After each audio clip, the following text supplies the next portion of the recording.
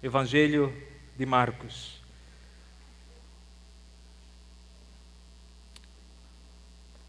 Capítulo 2, do versículo 23. Certo sábado, Jesus estava passando pelas lavouras de cereal. Enquanto caminhavam, seus discípulos começaram a colher espigas. Os fariseus lhe perguntaram: olha, por que eles estão fazendo o que não é permitido no sábado? Ele, Jesus, respondeu: vocês nunca leram o que fez Davi quando ele e seus companheiros estavam necessitados e com fome, nos dias do sumo sacerdote Abiatar? Davi entrou na casa de Deus e comeu os pães da presença que apenas aos sacerdotes era permitido comer, e os deu também aos seus companheiros. E então lhes disse: o sábado foi feito por causa do homem e não o homem por causa do sábado. Assim, pois, o Filho do Homem é Senhor até mesmo do sábado. Continuando o capítulo 3, noutra ocasião, ele entrou na sinagoga e estava ali um homem com uma das mãos atrofiadas. Alguns deles estavam procurando um motivo para acusar Jesus, por isso o observavam atentamente, para ver se ele iria curá-lo no sábado. Jesus disse ao homem da mão atrofiada: levanta-se e venha para o meio. Depois Jesus lhes perguntou: o que é permitido fazer no sábado? O bem ou o mal? Salvar a vida ou matar? Mas eles permaneceram em silêncio. Irado, olhou para os que estavam à sua volta e, profundamente entristecido por causa do coração endurecido deles, disse ao homem: estenda a mão. E ele a estendeu. E ela foi restaurada. E então os fariseus saíram e começaram a conspirar com os herodianos contra Jesus, sobre como poderiam matá-lo. Deus, nosso Pai, nós pedimos a Tua graça, pedimos para que o Teu Espírito Santo fale aos nossos corações e nos conduza a toda a verdade. Que nós possamos encontrar em Ti o verdadeiro descanso. Que as nossas almas, que os nossos corações, que as nossas mentes possam descansar em Ti. É a nossa oração em nome de Jesus. A religião tem a capacidade única de atrofiar a nossa espiritualidade. A religião tem a capacidade única de atrofiar a nossa espiritualidade. E uma espiritualidade atrofiada não anda em compasso com o Evangelho de Jesus. Uma espiritualidade atrofiada não anda em harmonia com o Evangelho de Jesus.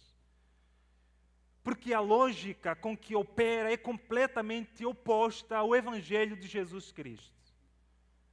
O religioso ou a religião busca fazer a vontade de Deus sem necessariamente ter a experiência com Deus. Busca fazer a vontade de Deus sem experimentar o próprio Deus. E com isso nos impossibilita então de ter essa experiência viva com o Deus na qual nós procuramos servir ou adorar. Busca fazer o que é certo, mas nos impossibilita de ter uma experiência viva com o Deus revelado na pessoa de Jesus Cristo. Isso porque transforma Deus num conceito, transforma Deus numa ideia, transforma Deus numa doutrina. E um Deus transformado em um conceito ou uma ideia é um Deus despersonalizado e, portanto, um Deus desligado do tecido da vida. Nós podemos estar aqui reunidos esse domingo e falar sobre Deus, mas isso não significa necessariamente que nós teremos uma experiência com Deus.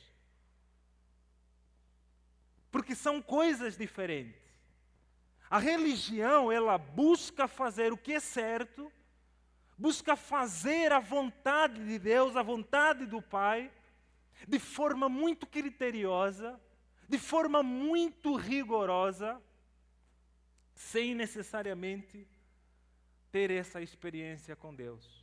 E partindo ou se conduzindo sempre a partir dessa lógica, que esse é o caminho pela qual nós podemos ter acesso ao favor de Deus. Então eu vivo fazendo o que é certo, eu vivo procurando agradar a Deus, com a compreensão de que este é o caminho que vai fazer com que Deus olhe para mim, que vai fazer com que Deus estenda a sua boa mão sobre mim. Esse é o caminho que vai fazer com que Deus se mova em direção a meu favor. Isso é a religião. A religião cria seres humanos que confiam na sua própria justiça. Seres humanos que vão se construindo a partir dessa lógica de que são bons. Seres humanos que, inclusive, têm a prepotência de se apresentar diante de Deus como bons. Deus, obrigado, porque eu não sou como esses outros homens. Eu sou maravilhoso. Eu não sou corrupto. Eu sou ótimo. Eu jejuo 2 vezes na semana. Eu vou ao culto todos os domingos. Eu dou o meu dízimo. Eu não adultero. Eu não roubo ninguém. Eu ajudo os pobres. O eu está sempre presente. Eu. E a lógica que conduz esse eu é muito simples. É eu fazendo para que Deus me aceite. É eu fazendo para que Deus me ame. Essa é a lógica que opera a religião. Buscar fazer o que é certo, sem necessariamente buscar a presença do Pai. Buscar fazer o que é certo sem necessariamente ter Deus como um fim em si mesmo. Pelo contrário, tendo Deus como meio para atingir os meus objetivos. Deus não é um fim, Deus é um meio. Então eu faço para alcançar os meus objetivos. Eu faço para que Deus olhe para mim. Eu faço para que Deus me abençoe. Buscar fazer o que é certo sem necessariamente buscar a vontade do Pai, sem tê-lo como um fim em si mesmo. E nós sabemos que esse é um caminho que não gera em nós um descanso. Esse é um caminho que gera em nós desgosto e muito cansaço, porque não tem absolutamente nada que nós possamos fazer para agradar a Deus. Mas nós sempre tentamos, a partir dessa lógica da religião. Por isso mesmo é que vocês vão observando que pessoas que vivem a partir da lógica da religião, desse fazer para ser amado, fazer para ser aceito, fazer para parecer bem diante dos outros, são pessoas muito escrupulosas. São pessoas muito certinhas. E pessoas muito escrupulosas, normalmente, acabam se tornando muito frias. E não só isso, muito frias, amargas consigo mesmas e poucas generosas com os outros. Porque sempre se coloca no lugar de eu sou melhor do que vocês. Eu agrado mais a Deus do que vocês. Eu sou bom. Eu sou o privilegiado. Eu sou o discípulo amado. A religião, na sua forma mais institucionalizada, opera a partir de uma lógica completamente diferente do Evangelho. Por isso mesmo é sempre importante, é sempre necessário e é sempre oportuno dizer que religião não é o mesmo que Evangelho. Religião é uma coisa, Evangelho é outra coisa completamente diferente de religião. E talvez esse seja um dos grandes equívocos de nós evangélicos. Essa tentativa constante e insistente de tentar juntar ou de tentar confundir evangelho e religião. Então, mais uma vez, é importante dizer, e é bom dizer isso, Deus, o Criador do cosmos, o Criador do universo, o Criador das estrelas, o Criador das baleias, o Criador de tudo o que existe no mundo na qual nós estamos inseridos, não cabe na religião. Não cabe. É grande demais. A religião tenta conter Deus. Mas Deus é grande demais para ser contido pela religião. A religião acontece em Jerusalém. Mas a coreografia na qual ela acontece é no templo. E para que ela funcione é necessário que tenha os sacerdotes. Não só isso, é necessário que tenha os escribas, é necessário que tenha os levitas. Para que a religião aconteça é necessário que tenha programas, atividades, reuniões. Mais ou menos parecido com o que a gente faz aqui. Religião. Mas você sabe que a religião é rígida. A religião é autocentrada. A religião é dona da verdade. Não sou dona da verdade, a religião é exclusivista, é sectária, é preconceituosa e tem a si mesmo como referência última, não Deus. Isso tudo é a religião. É na religião onde acontecem as maiores divisões possíveis.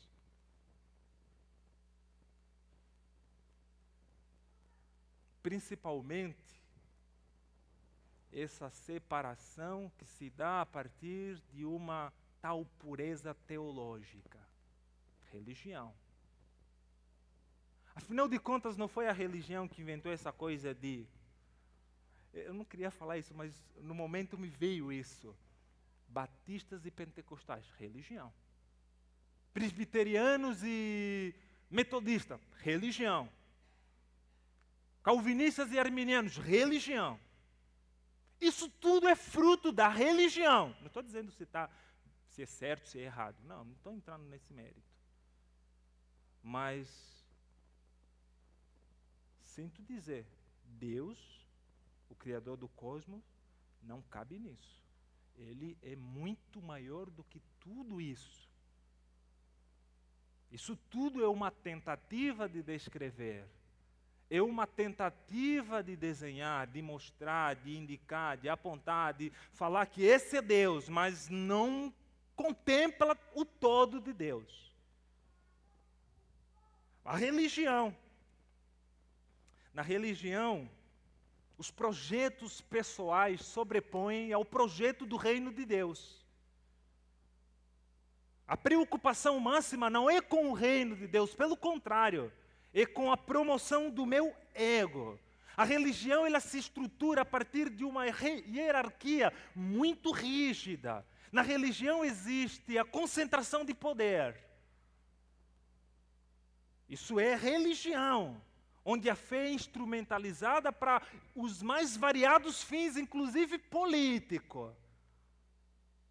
Religião. Na religião, os líderes podem controlar a sua vida. Eu, por exemplo, posso controlar a sua vida. Porque, veja, eu tenho o poder da palavra. Eu estou aqui na frente, dizendo para você qual é a vontade de Deus para a sua vida. Não só isso.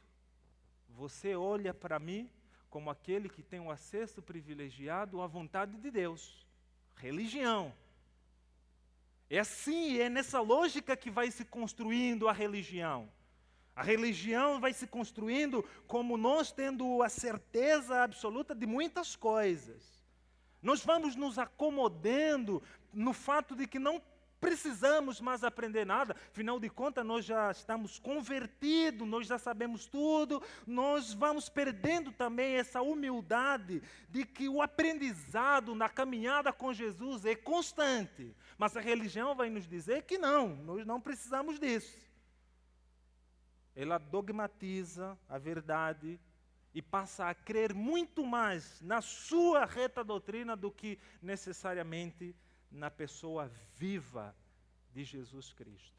Religião. O Evangelho é completamente diferente da religião. O Evangelho opera a partir de uma lógica completamente diferente. Eu disse que a religião acontece em Jerusalém, acontece no templo. A religião precisa de escribas, de levitas, a religião, mas o Evangelho não. Afinal de contas, qual foi o lugar onde Jesus passou a maior parte do seu ministério? Na praia, junto à praia. Perceba onde o Evangelho está. Junto de pessoas não muito benquistas. Pessoas não muito amadas pela elite religiosa. É lá onde o Evangelho está. O Evangelho é escandaloso demais para o religioso. Para nós religiosos, inclusive, o Evangelho é extremamente escandaloso, porque ele transita em geografias inconcebíveis. Transita em geografias impróprias, inaceitáveis pela religião. O Evangelho vai até o cemitério, onde tem aquele homem possesso de demônio. O Evangelho chega até esse lugar e liberta esse homem. O Evangelho bebe e come com pessoas não muito aprazíveis, de índoles reprováveis. O Evangelho está nesses lugares quase que inaceitáveis. Se hospeda em casas de pecadores como Zaqueu. O Evangelho chegando nesses lugares inaceitáveis pela religião. O Evangelho toca em leprosos. O Evangelho chegando e levando libertação, levando descanso para essas pessoas. Olha onde o Evangelho está indo. Ele encontra o homem caído no caminho, num lugar extremamente perigoso, não passa longe. A religião passa, o Evangelho vai perto. O Evangelho se aproxima, não apenas se aproxima, o Evangelho estende as mãos. Não apenas estende as mãos, o Evangelho dá de si e do céu. Isso é o Evangelho. Sabe, o Evangelho está nem aí para os tiques religiosos. Porque para o Evangelho é mais importante a vida humana. Para o Evangelho é mais importante libertar estes homens e mulheres que estão aprisionados. Para o Evangelho é muito mais importante levar dignidade. Para o Evangelho é muito mais importante levar abraço, levar restauração. Para o Evangelho é muito mais importante ressignificar histórias dessas pessoas que se encontravam à margem da sociedade. Por isso é que ele não está aí para os tiques da religião. O Evangelho é um convite, mas um convite para uma livre caminhada com Jesus. Porque o Evangelho está fundamentado na graça e no amor de Jesus, não na lei. A lei diz que eu tenho que fazer. O Evangelho diz, não, Jesus já fez. É graça. Os discípulos de Jesus caminham com Jesus na periferia, misturados com gente comum e anônimas. Pessoas que talvez nós não daríamos alguma por elas. É ali, nesses lugares que o Evangelho anuncia a chegada do reino de Deus. Não tanto com palavras muito bem elaboradas e conceitos muito bem refinados, mas com gestos e ações que mostram que, de fato, em Jesus nós podemos ver quem Deus é e o homem como deveria ser. Ações concretas. Então o Evangelho nos convida para uma vida com Jesus, nos chama para um discipulado, não um discipulado que se constrói a partir da lógica da transmissão de conhecimento, eu aqui na frente de vocês e transmitindo conhecimentos, pelo contrário, é um convite para uma caminhada com Jesus, onde os nossos corações e os nossos amores são completamente redefinidos e transformados. Isso é o Evangelho de Jesus Cristo. Um convite para vivermos a vida da fé com todas as suas implicações possíveis. Não apenas no templo e no domingo, pelo contrário, na rua, no trabalho, em casa, na conversa com os meus filhos e com a minha esposa. Ou seja, o Evangelho nos convida para viver a vida de Deus, para incorporar Deus, para experimentar Deus lá onde a vida está acontecendo. Porque tudo o que acontece aqui no domingo, no templo, precisa necessariamente ser autenticado ou testificado pelo que acontece lá fora. Aqui nós podemos viver uma vida maravilhosa, que a gente diz, o louvor vai começar. O Evangelho diz que o louvor não começa, porque nunca termina, porque as nossas vidas é louvor. A gente vive um louvor a Deus. Na segunda-feira, na terça, na quarta, na quinta, na sexta. É o Evangelho encarnado no modo como nós vivemos. Mas a religião tem dia marcado, tem hora marcada. Mas o Evangelho nos chama para outra dinâmica. Nos chama para uma relação pessoal com Deus. Mas uma relação pessoal com Deus que se dá a partir também de uma descoberta constante. Porque nós não sabemos tudo e estamos nesse processo de aprendizado. A fé nos leva a confiar, a depender de Deus cotidianamente. Esse é o convite do Evangelho. Por saber que a conversão é um processo. Nós estamos num processo de santificação. E esse processo se dá todos os dias, de manhã, à tarde e à noite. O Evangelho é a fé que nos liberta. A fé que nos liberta dessa tentativa de viver uma vida de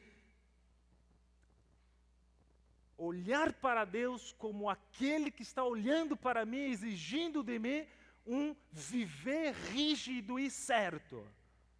Eu não estou dizendo que a gente não deve viver de forma certa. Aí já não é mais o meu problema, é a interpretação. Eu não estou dizendo isso.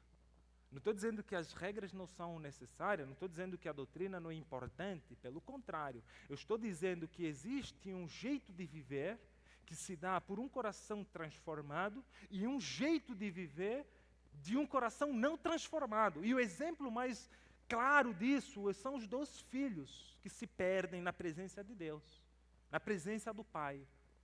Um sai, mas depois volta, com o coração completamente transformado. Mas aquele que estava em casa também estava completamente perdido. Mas este que estava em casa procurava seguir de forma muito rígida a vontade do Pai. Então são 2 lógicas, são 2 modos de viver. O Evangelho também nos convida e nos liberta dessa arrogância espiritual. É a fé que prega e vive arrependimento e consagração da vida no altar de Deus. Dito tudo isso, o texto que nós lemos, estas 2 narrativas, estes 2 episódios, podem ser olhados a partir dessas 2 lógicas. a lógica do evangelho e a lógica da religião. O dilema levantado pelos fariseus a respeito do que deve ou não deve ser feito no sábado, e a resposta dada por Jesus, pelo menos para mim, é um demarcador definitivo a respeito de que lado o evangelho está. Uma postura mais contundente de Jesus em relação à religião e de que ele não veio ao mundo para reformular a religião. Jesus não veio para dar um refinamento. Pelo contrário, Jesus veio para acabar com a religião. Ele acaba com a religião e substitui a religião por ele mesmo. E nós vemos isso de forma muito nítida no texto que acabamos de ler. Porque o sábado, de acordo com Jesus, tem uma finalidade. Ele não nega que os discípulos estavam certos ou errados. Esse não é o ponto. A questão importante aqui é que a finalidade do sábado, do descanso, é justamente restaurar os menosprezados. O descanso tem a finalidade de fortalecer os abatidos. O descanso tem a finalidade de curar os feridos. Essa é a finalidade última do sábado. Assim, alimentar o faminto, abraçar o que chora, levar pão ao que tem fome, é o propósito final do sábado. Este dia de descanso não é apenas, como muitos de nós pensam, uma pausa para um momento ritualístico. Pelo contrário, é uma oportunidade de estender as mãos para o necessitado, para ajudar aquele que está com o coração completamente dilacerado. Essa é a finalidade última do sábado. Mas para os líderes religiosos, a observância das regras, a observância da lei era muito mais importante do que olhar para os seres humanos que estavam diante deles. Observam qual é a preocupação. A lei dizia que deveria se trabalhar um dia a cada 7 dias. Mas os líderes religiosos, eles criaram outras regras do que deveria ou não deveria ser feito no sábado. Deus disse o 7º dia de descanso. Os líderes religiosos insatisfeitos disseram assim, mas calma aí, o que isso significa? Vamos colocar aqui algumas regras. Por exemplo, é permitido ou não apanhar espigas no sábado? Não, não é permitido. Aí eles vão criando as suas regras e colocando isso sobre os ombros daqueles que os seguem. Só que essas regras vão se tornando um fardo muito pesado. E essas pessoas estão extremamente sobrecarregadas. E é diante desse cenário que Jesus se apresenta para elas, dizendo, eu sou o Senhor do sábado. Por isso, venham a mim todos vocês que estão cansados e sobrecarregados. Cansados da religião, cansados dessa tentativa de provar que vocês são bons, cansados de tentar fazer o que é certo para agradar a Deus. Venham a mim, aprendam de mim, que sou manso e humilde de coração. Aprendam comigo, eu darei a vocês o descanso de que precisam. A religião não tem a capacidade de fazer isso. Ou seja, absolutamente nada no mundo tem a capacidade de dar a nós o descanso de que tanto buscamos e procuramos. Apenas Jesus pode nos dar esse descanso. E ele se apresenta como o verdadeiro descanso, como a fonte do verdadeiro descanso. Então, somente Jesus pode nos dar o descanso de que precisamos. Não se trata de tirar um dia para descansar. Ou mais ou menos essa lógica do consumo, do capitalismo na qual nós estamos inseridos. A gente trabalha o ano todo de forma bruta, trabalhamos como se não fôssemos seres humanos, acordamos cedo, dormimos tarde, estudamos e fazemos, e no final do ano a gente vai ficar uma semana na praia. É legal, não estou dizendo que é legal, que não é legal, inclusive eu preciso. Mas o descanso que Jesus nos oferece transcende a isso.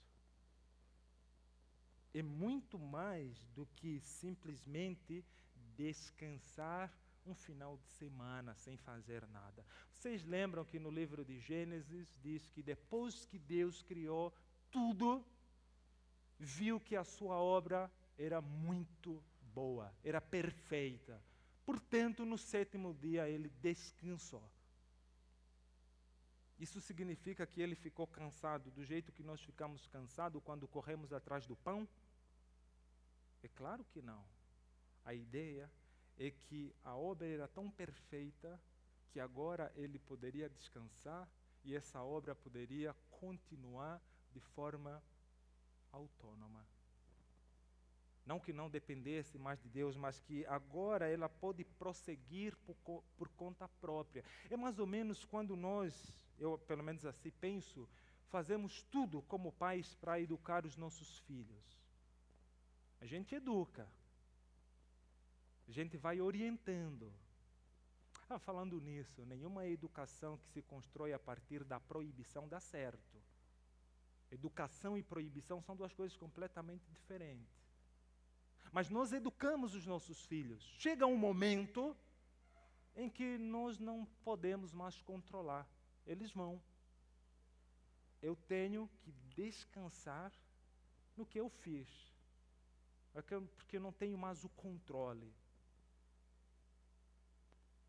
A ideia talvez seria mais ou menos essa. Claro que é muito mais profunda. O trabalho está concluído, Deus estava plenamente satisfeito, tudo o que fizera era bom e, portanto, descansou. Então, o descanso que Jesus nos oferece é muito mais profundo. É um convite que nos remete a esse shalom de Deus, a uma vida de florescimento e prosperidade em que os nossos relacionamentos com Deus e com os outros seres humanos e com a outra criação ou outros da criação são pujantes e cheios de vigor.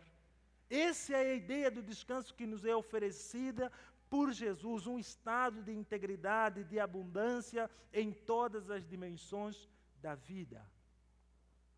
Quem tem a vida longe e de Jesus não descansa.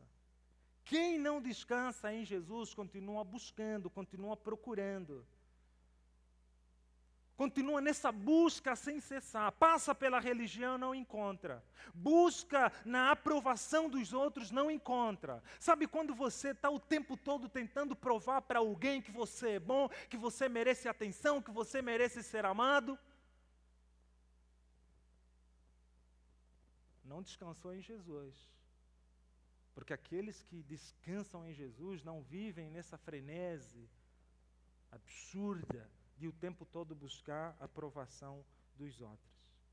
Quem não descansa em Jesus está nessa busca insensata. Tenta pelo cumprimento rígido da lei e não encontra. Corre pelo consumo, na compra, mas o buraco da alma permanece lá.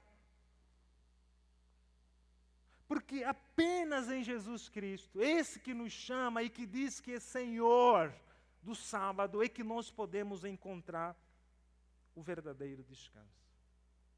Por quê? Porque na cruz, Jesus consumou tudo. Ele fez a obra de forma completa. Então nós podemos nos entregar a esse Jesus e descansar. Nós não precisamos mais fazer e justificar alguma coisa diante de Deus. Não precisamos mais fazer para sermos amados, porque o Evangelho nos diz que nós somos amados primeiro. E passamos a fazer como resposta a esse amor que inunda os nossos corações. Em Jesus nós podemos descansar livremente, porque Ele mesmo nos convida e diz: venham a mim vocês que estão cansados e sobrecarregados. Vocês que buscam, vocês que têm as suas almas mergulhadas na escuridão, venham a mim, que eu vos darei o verdadeiro descanso. Não tenham sobre vocês um só cuidado, qualquer que seja. Não tenham sobre vocês qualquer cuidado, qualquer que seja, pois somente um, seria muito para vocês, seria muito para ti. É meu, diz Jesus, somente meu todo o trabalho. E o teu trabalho é descansar em mim. Esse é o convite do Evangelho. É o convite para mim e para você. Nós vivemos o tempo todo buscando. Uma busca insensata. Estamos buscando por muitas vias. Mas até não olharmos para Jesus, vamos continuar buscando. Mas o que nós vamos encontrar nessa busca é frustração. O que nós vamos encontrar nessa busca é efêmero. Nunca e jamais dará a nós o descanso de que precisamos. Porque o verdadeiro descanso está neste, que se apresenta como o Senhor do descanso. Ele nos dá o descanso. E nós que no presente já experimentamos esse descanso do eterno agora, podemos também ser estes que levam o descanso àqueles que não têm descanso. E fazemos isso de inúmeras maneiras. Porque o Evangelho do Reino de Deus é integral.